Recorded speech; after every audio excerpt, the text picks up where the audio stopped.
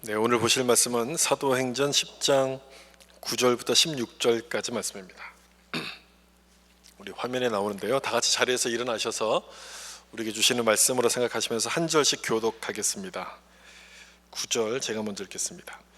이튿날 그들이 길을 가다가 그 성에 가까이 갔을 그때에 베드로가 기도하려고 지붕에 올라가니 그 시각은 제6시더라. 시장하여 먹고자 하매 사람들이 준비할 때에 황홀한 중에 하늘이 열리며 한 그릇이 내려오는 것을 보니 큰 보자기 같고 내 귀를 메어 땅에 드리웠더라. 그 안에는 땅에 있는 각종 네발 가진 짐승과 기는 것과 공중에 나는 것들이 있더라. 또 소리가 있으되 베드로야 일어나 잡아먹으라 하거늘 베드로가 이르되 주여 그럴 수 없나이다. 속되고 깨끗하지 아니한 것을 내가 결코 먹지 아니하였나이다 한대. 또 두 번째 소리가 있으되 하나님께서 깨끗하게 하신 것을 내가 속되다 하지 말라 하더라. 이런 일이 3번 있은 후 그 그릇이 곧 하늘로 올려져 가니라. 아멘. 우리 앉으실 때 인사 나누면서 앉도록 하겠습니다. 말씀에 은혜 받으세요.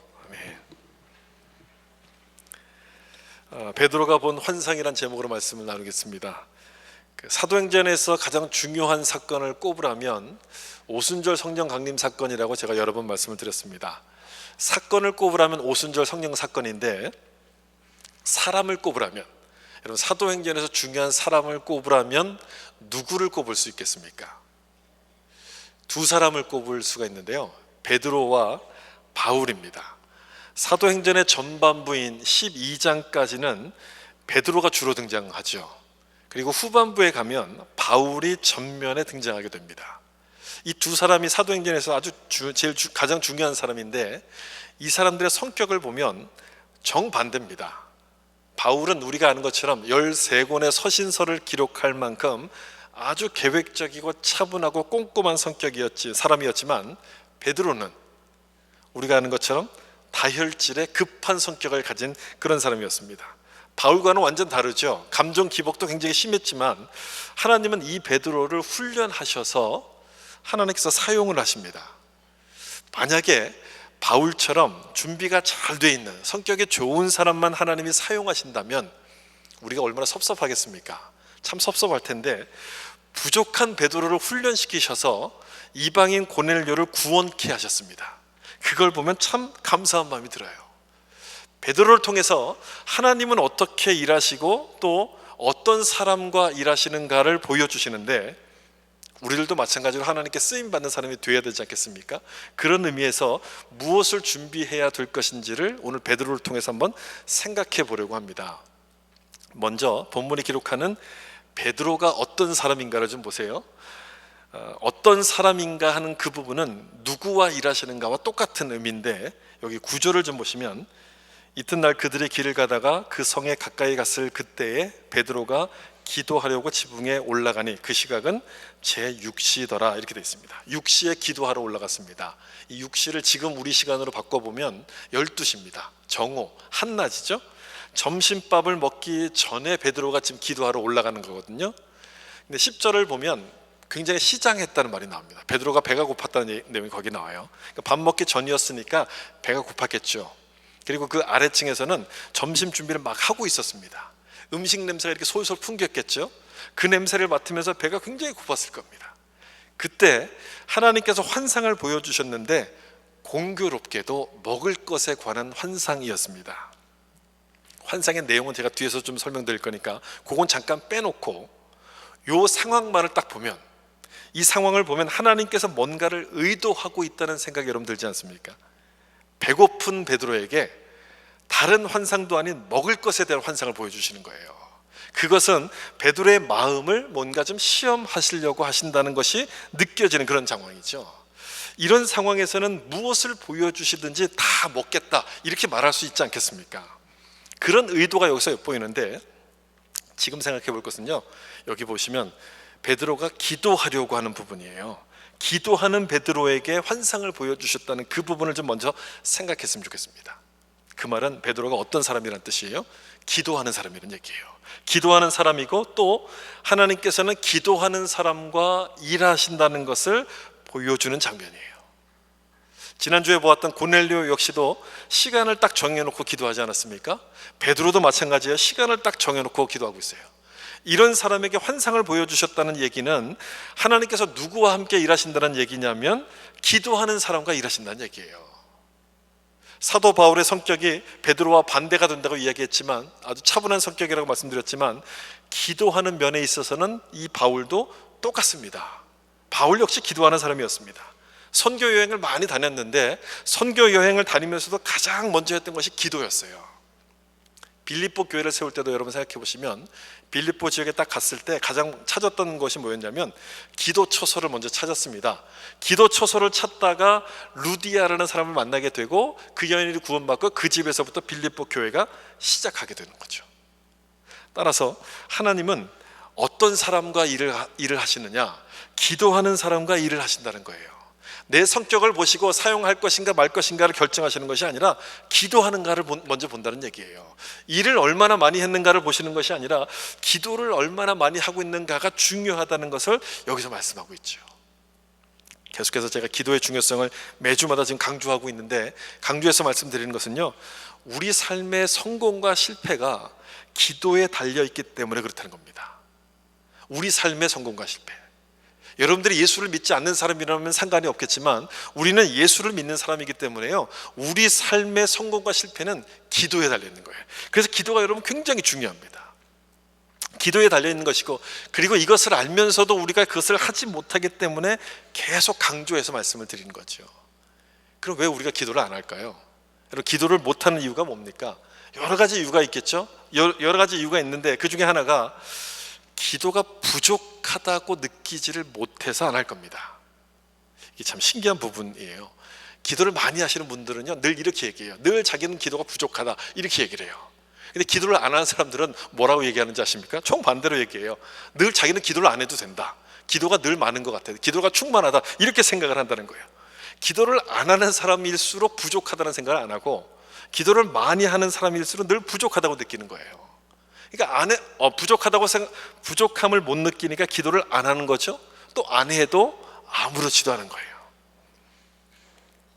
기도가 그런 겁니다, 여러분. 하면 할수록 부족하고 안 하면 안 할수록 더 부족함을 못 느끼는 거죠.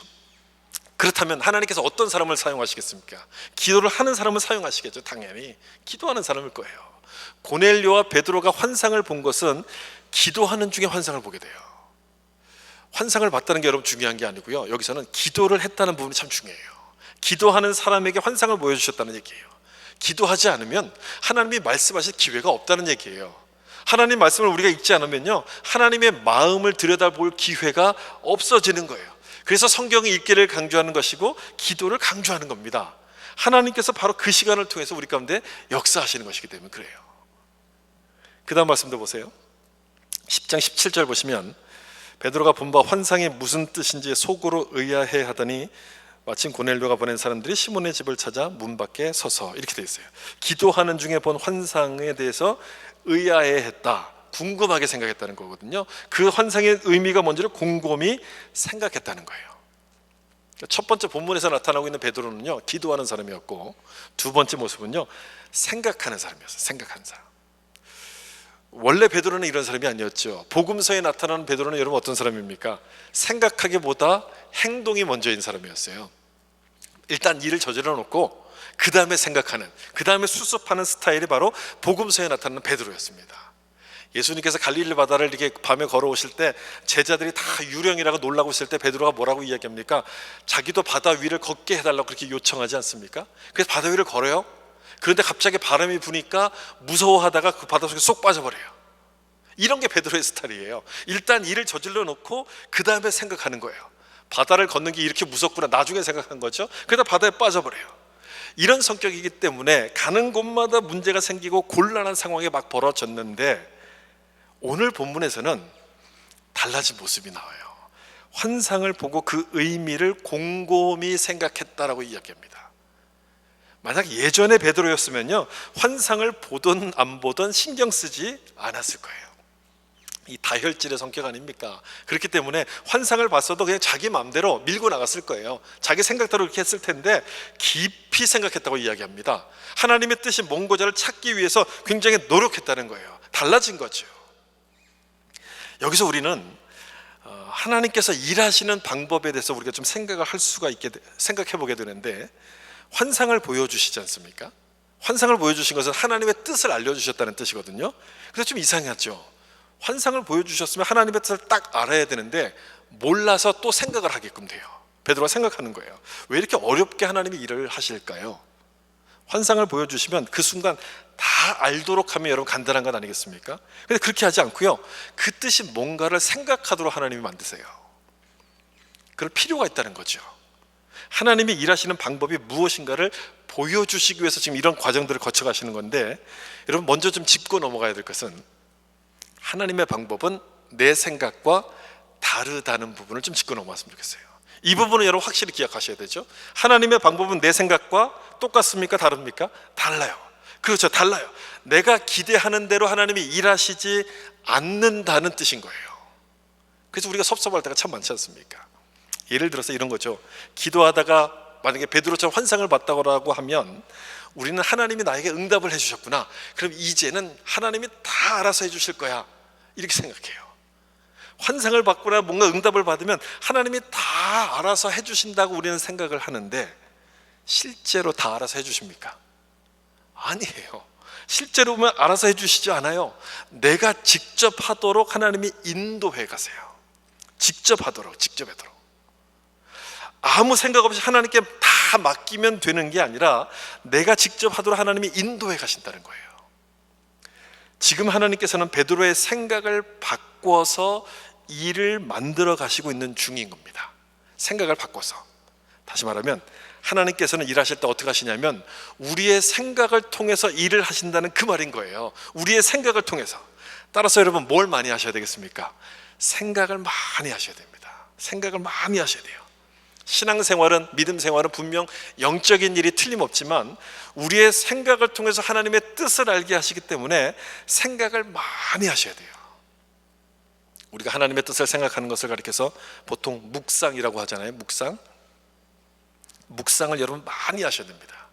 아무리 바빠도, 삶이 아무리 바쁘다 할지라도 묵상할 시간을 딱 떼놓으셔야 돼요. 50분이라고 10분 쉬듯이 열심히 일하다가도 잠깐 하나님의 뜻이 뭘까를 묵상하는 그 시간을 꼭 떼어 놓아야지만 내 욕심에 끌려가지 않고 하나님의 뜻이 뭔지를 헤아리면서 살아갈 수 있게끔 되는 거죠. 여러분 그렇게 하고 계십니까? 생각을 많이 하십니까? 묵상을 많이 하고 계세요? 이 묵상이 왜 중요하냐면요, 묵상이 곧 기도와 연결이 되기 때문에 그렇습니다. 하나님의 뜻을 생각하는 묵상, 그 뜻을 생각하다 보면 결국 그 묵상이 기도가 되고요, 기도가 곧 묵상이 되는 거예요. 여기도 보세요.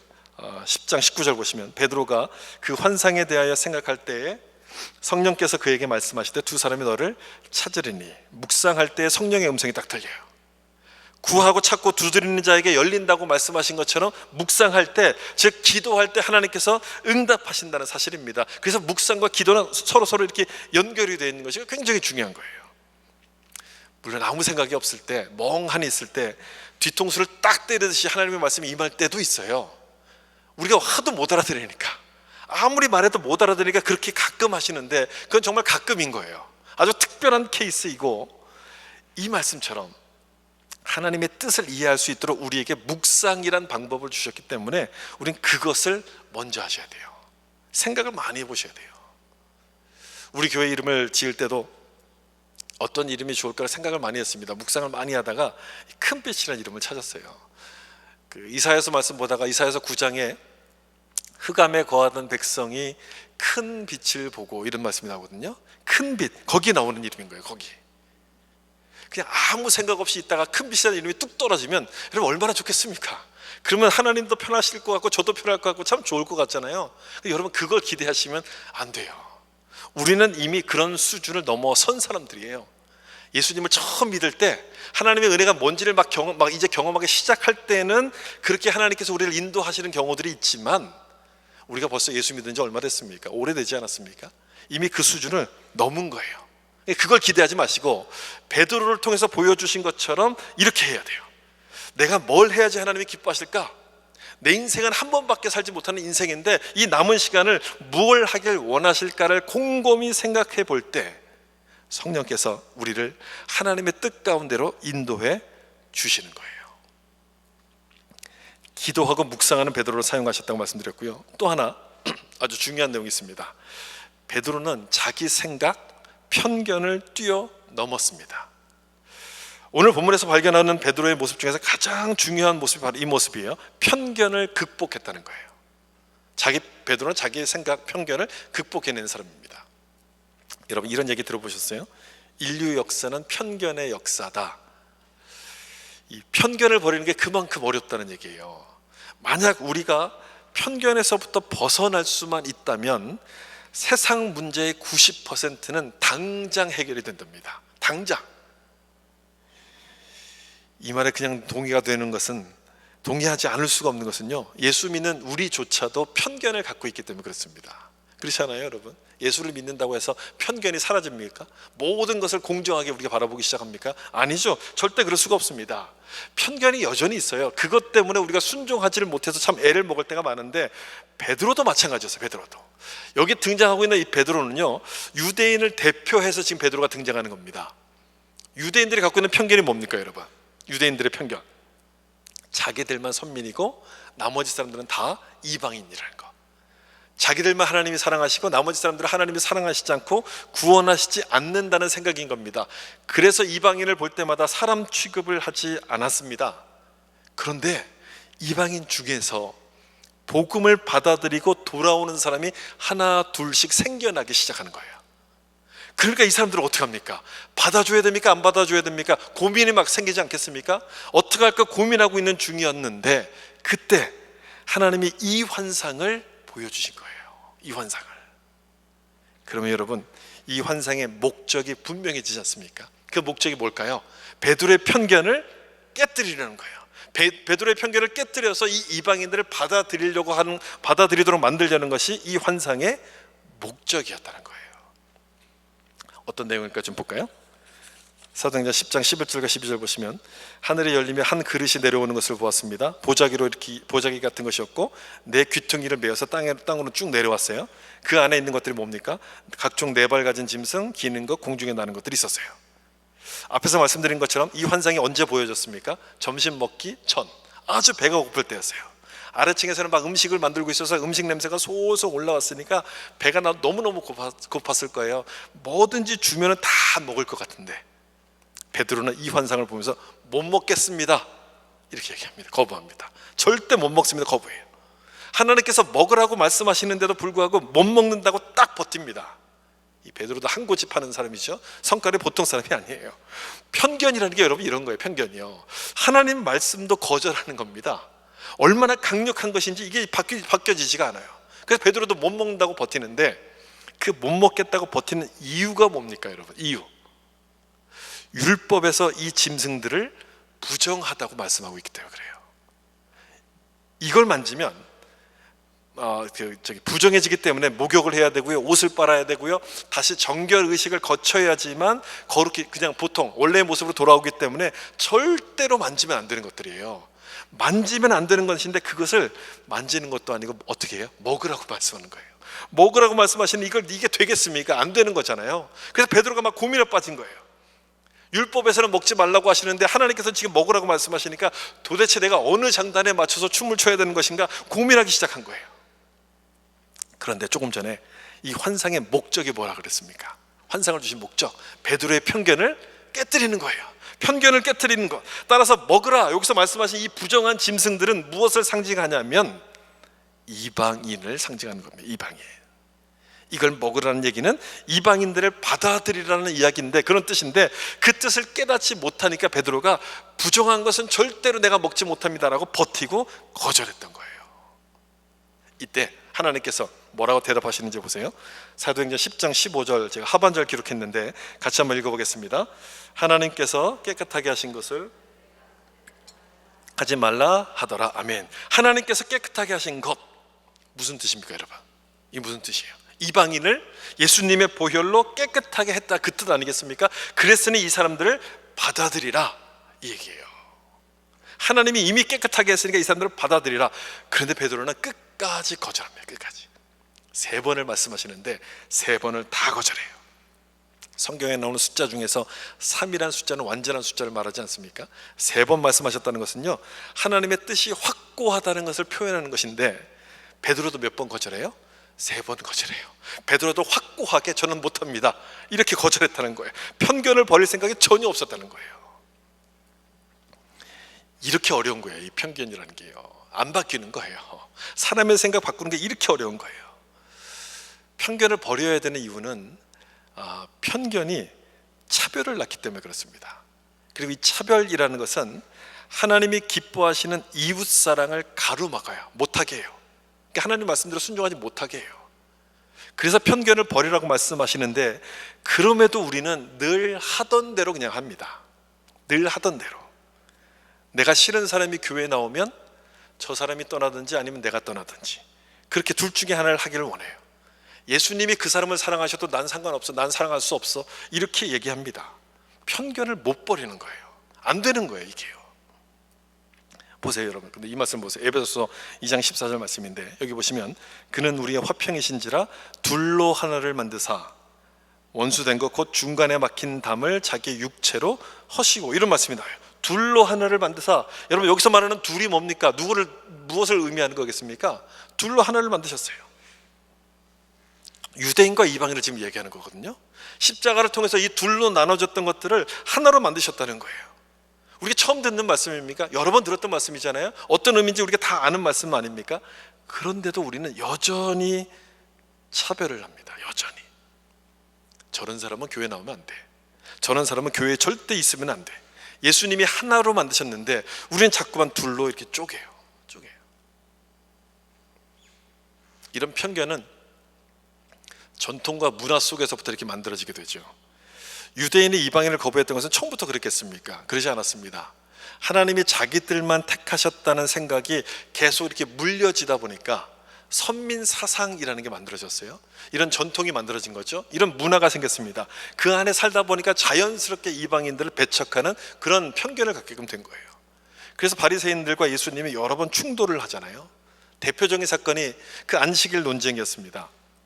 예수님께서 안식일에 병을 고치시니까 왜 안식일을 지키지 않느냐, 바리새인들이 막 따지잖아요.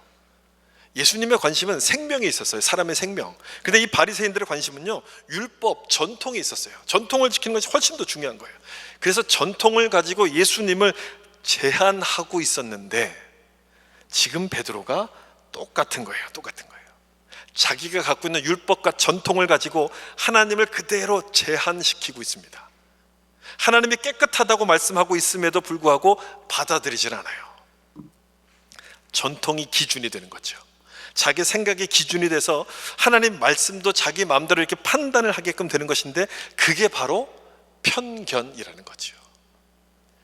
어찌 보면 우리에게도 이런 편견들이 너무너무 많아요. 우리도 편견 속에서 살아갑니다. 내 방법대로 믿으면서 나는 참 믿음이 좋다라고 생각하는 사람들이 의외로 많습니다. 의외로. 교회를 왜 매주가, 한 달에 그냥 한두 번 가면 되는 거지, 이렇게 생각하는 사람들도 있고요. 헌금은 그냥 마음 내킬 때 그냥 하는 거야. 나도 살기 바쁜데 11조 안 해도 하나님 다 이해하셔. 그런 거 안 해도 다 괜찮아. 여러분, 정말 이해하실까요? 정말 안 해도 괜찮을까요? 베드로처럼 내 생각을 가지고 하나님의 말씀을 재단합니다. 다 잘라내버립니다. 나에게 편한 것만 그냥 갖다 맞추는 거죠. 그러면 여러분, 하나님께서 이 사람을 사용할 수가 있겠습니까? 사용하실 수가 없죠. 하나님이 사용하시려면 생각이 하나님과 같아야 되는 거예요. 그래야지 그 사람을 사용할 것 아닙니까? 생각이 같아야 되는데, 그러므로 이 환상이 주는 메시지는 뭐냐?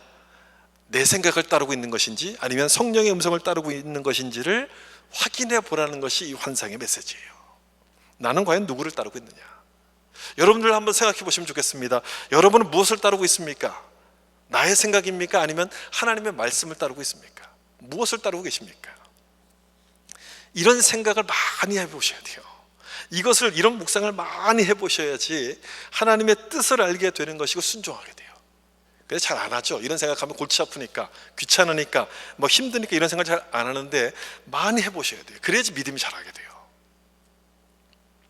이런 단어 여러분 들어보셨습니까? 메타인지 이런 단어 들어보셨습니까?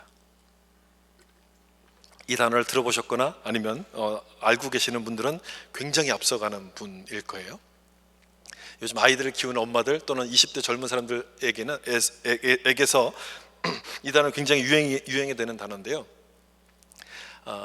내가 아는 게 뭐고 또 모르는 게 뭔지를 아는 것, 이걸 메타인지라고 부른대요. 모르는 것을 아는 것, 내가 뭘 모르고 있구나 이렇게 아는 것을 메타인지라고 합니다. 이게 왜 중요해졌냐면 요즘 시대가 이제 AI 컴퓨터 시대가 아닙니까? 모든 것이 다 인공지능이 감당하는 그런 시대가 되어버리는데, 컴퓨터가 그래서 인간을 능가하게 되는데 요것만큼은 컴퓨터가 할 수 없는 부분이에요. 인간만이 할 수 있는 능력이에요. 그래서 이 AI 시대에서 살아남으려면 메타인지를 키워야 한다. 그래서 이 이야기가, 이 단어가 굉장히 유행이 많이 돼요. 내가 뭔가를 모르는지를 알면 그 모르는 것에 대해 문제에 대해서 해결할 수 있는 방법들을 만들어갈 수 있는 것 아닙니까? 이게 이제 인간만이 주어진 능력이라는 거예요. 그런데 우리 그리스도인들은요 이미 이걸 하고 있어요. 묵상, 그게 바로 이거예요. 묵상, 생각하는 거, 이게 바로 그거예요.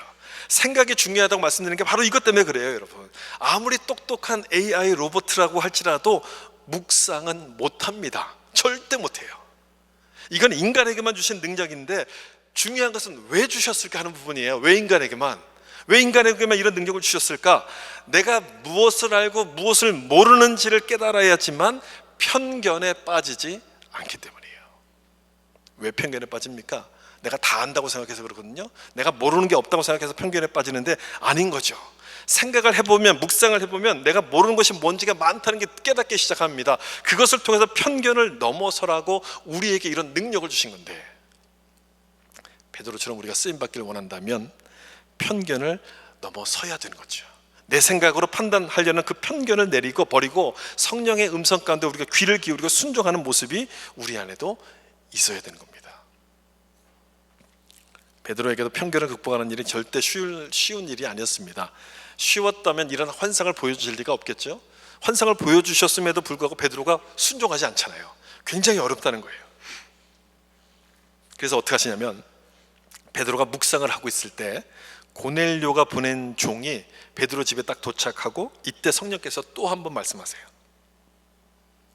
10장 19절, 베드로가 그 환상에 대하여 생각할 때 성령께서 그에게 말씀하시되 두 사람이 너를 찾으니 그들을 따라가라, 이렇게 말씀하십니다.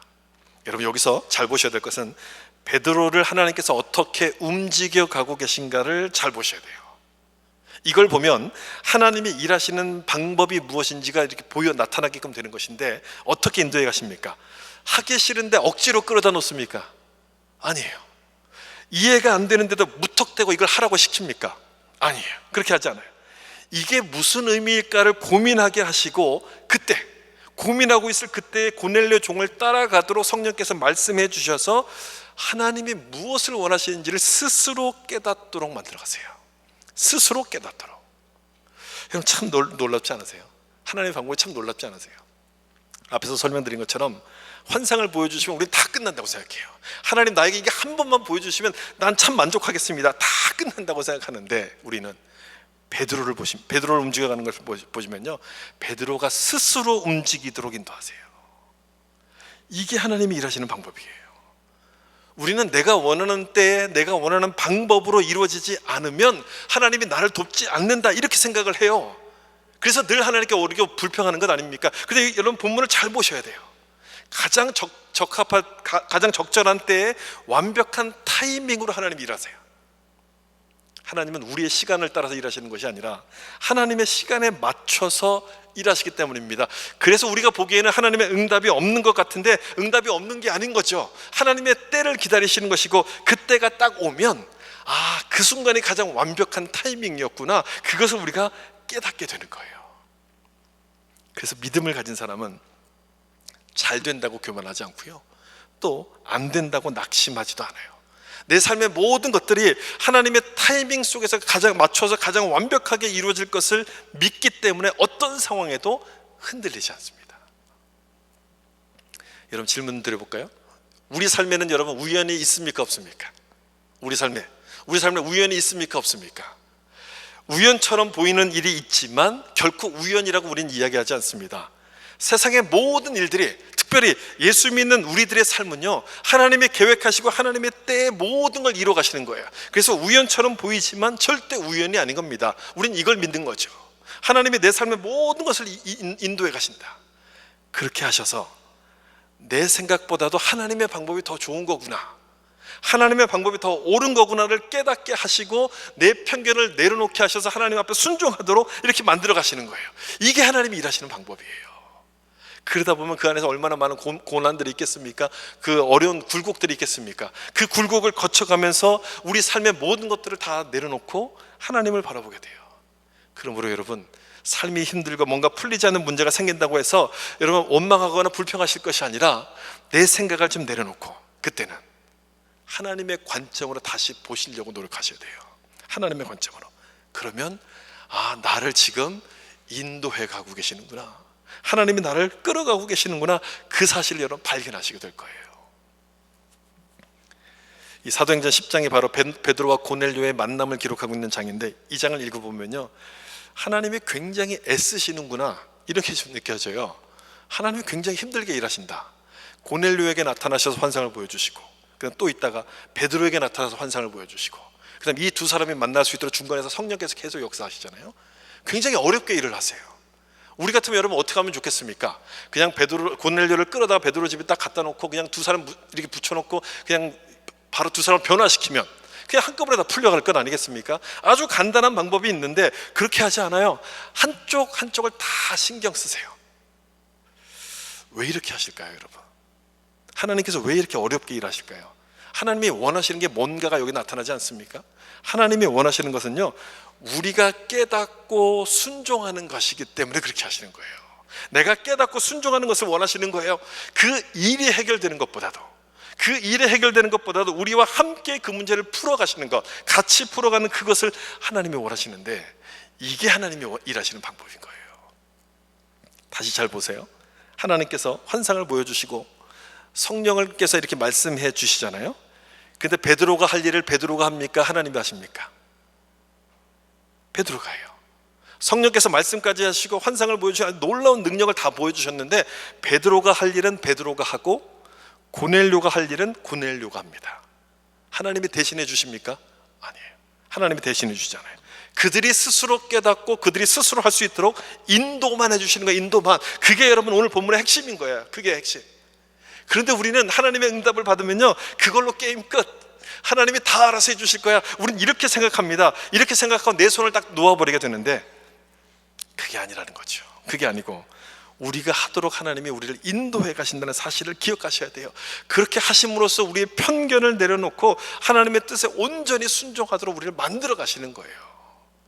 그러므로 여러분, 나는 잘 모르니까 하나님 다 알아서 해주세요, 그렇게 기도하지 마시고, 지금까지 그렇게 기도하셨으면 이제 그렇게 기도하지 마시고 기도를 좀 바꾸셔야 돼요.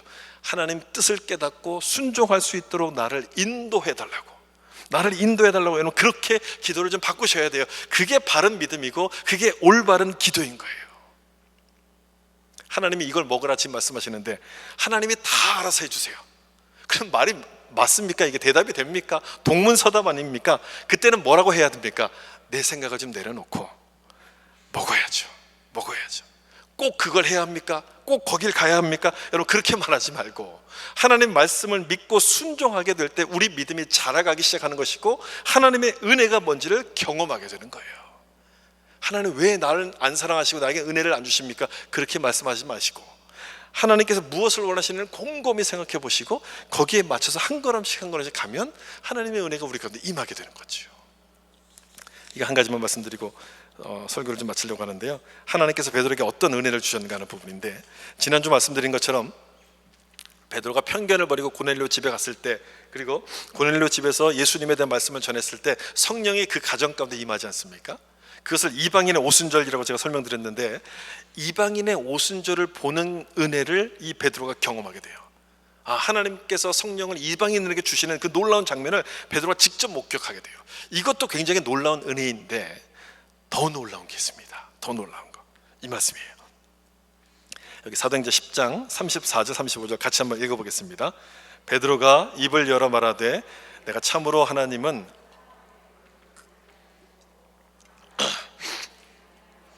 의를 행하는 사람은 다 받으시는 줄 깨달았도다. 아멘. 깨달았다라고 이야기하죠. 하나님에 대해서 베드로가 깨달았습니다. 두 가지를 깨달았어요. 첫 번째, 하나님은 외모를 안 보신다. 하나님은 외모를 안 보신다. 첫 번째 그걸 깨달았고요. 두 번째, 모든 사람을 다 받아주시는 차별이 없는 분이라는 사실을 깨달았어요. 하나님에 대한 그의 생각이 달라졌습니까? 안 달라졌습니까? 달라졌어요. 모든 사람을 다 받으시는 차별 없는 분이라는 것을 베드로가 드디어 깨닫기 시작합니다. 그리고 난 다음에 여러분 무슨 일이 벌어지는지 아십니까? 베드로가 달라지니까 예루살렘 교회 리더가 이제 베드로였잖아요. 예루살렘 교회도 하나님께서 이방인을 구원하신다는 사실을 깨닫고 이방인들을 받아들이기 시작합니다. 이제 다음 주에부터 나올 내용인데요. 이런 일들이 막 벌어지게 돼요. 따라서 베드로를 변화시켰다는 그 얘기는 무슨 얘기가 되냐면, 베드로 한 사람만을 위해서 변화시킨 것이 아니라 다른 많은 사람들도 하나님께서 변화시키기 위해서 베드로 가운데 이렇게 역사하셨다는 것을 말씀하는 거예요. 하나님이 일하시는 방법이 여러분 놀랍지 않으세요? 참 놀라운 방법으로 역사하세요. 우리도 마찬가지라는 얘기예요, 여러분. 우리도 똑같습니다. 하나님이 나를 구원하시고 나를 변화시킨 것은, 부르신 것은 나만을 위해서가 아닌 거예요. 나만을 위해서가 아니라 나와 만나는 많은 사람들, 우리 가족들, 식구들, 친척들, 같이 회사에서 일하는 사람들, 내 주변에 있는 친구들, 그 모든 사람들까지 다 불러내시기 위해서 나를 먼저 부르셨다는 거예요. 그럼 얼마나 할 일이 많습니까, 여러분? 할 일이 얼마나 많아요. 기도할 일이 얼마나 많아져요. 너무너무 많은 일들을 우리 가운데 기대하시는 거예요. 하나님의 더 큰 뜻을 위해서 우리를 부르셨다는 거예요. 그렇다면 내가 뭘 준비해야 합니까, 여러분? 하나님의 큰 뜻을 위해서 여러분들을 부르셨는데, 그럼 여러분들은 무엇을 준비해야 되시는 겁니까? 베드로를 통해서 우리 가운데 보여주시는 것처럼 하나님은 어떤 사람과 일하신다고 보여주셨어요? 기도하는 사람, 그 다음에 생각하는, 묵상하는 사람. 아무리 바빠도 기도를 소홀히 할 수 없는 이유는 바로 이것 때문에 그래요. 기도하는 사람을 하나님 사용하시기 때문에. 그리고 또 하나, 자기 생각, 편견을 내려놓았을 때 베드로를 사용하시지 않습니까? 그 편견을 깨트리는 거예요. 여러분에겐 그런 편견 없습니까?